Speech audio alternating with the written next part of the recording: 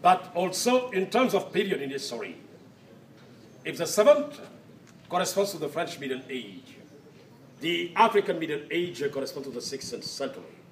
But also it is the 16th century that corresponds to the beginning of the West African slave trade, organized by the Europeans from Africa to Americas. And surely, it will explain most of the things. Why particularly 16th century? Just because during the 16th century, Africans as weapons used only arrows, not firearms.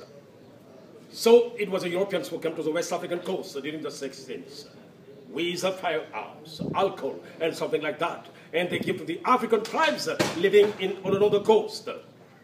So the consequences was the African tribal wars was between different tribes just in order to get prisoners, even to protect themselves, but to get prisoners to exchange with firearms and alcohol. Just because the only currency was accepted by Europeans was slaves. And also during the African tribal wars, many of Africans died.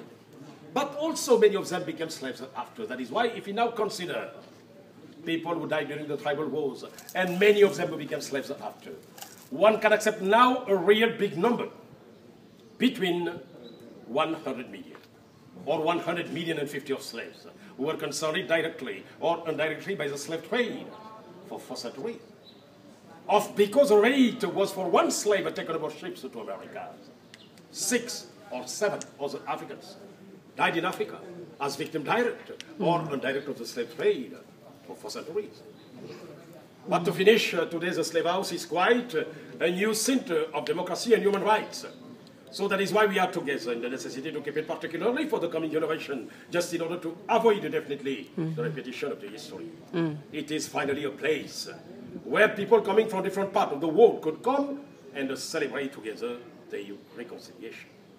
Again, thank you for coming. Thank you. And enjoy your stay. Thank you. Thank you. So, now also you can go inside my office and have a quick look. And we have some photographs